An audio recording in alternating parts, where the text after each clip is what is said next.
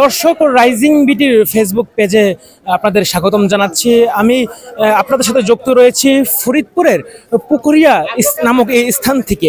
আপনারা সবাই ইতিমধ্যেই কিন্তু অবগত যে ফরিদপুরের যে 4 নং আসন যেটি রয়েছে ভাঙ্গা সদরপুর এবং চরবদর্শন, সেখান থেকে ভাঙ্গার আলগি এবং হামিদদি ইউনিয়নকে কেটে কিন্তু ফরিদপুর 2 আসন অর্থাৎ আপনার প্রিয় কাপড়ের যত্নে এলো এনজাইম সমৃদ্ধ Arik silver wash detergent powder 500 গ্রাম মাত্র 70 টাকা। প্রিমার্ক নগরকান্দা সারতার সঙ্গে যুক্ত করা হয়েছে।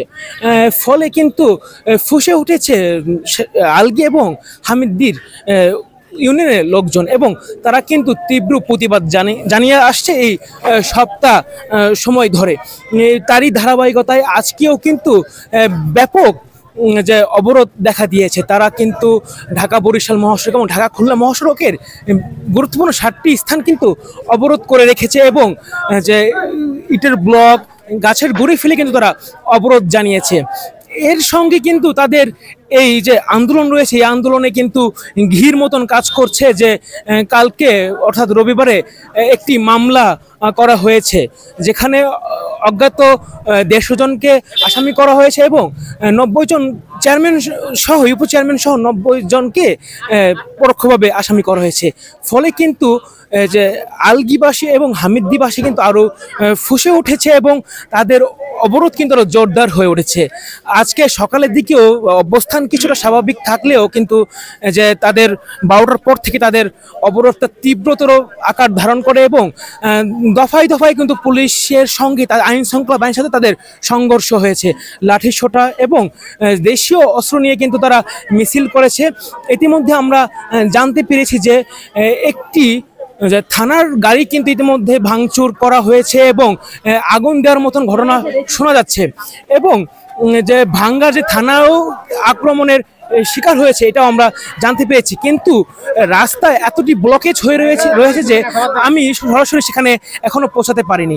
আমি এই মুহূর্তে রয়েছি ভাঙ্গা উপজেলার যে পুকুরিয়া বাস স্ট্যান্ড এলাকায় এবং এখান থেকে আপনাদের সাথে যুক্ত রয়েছি।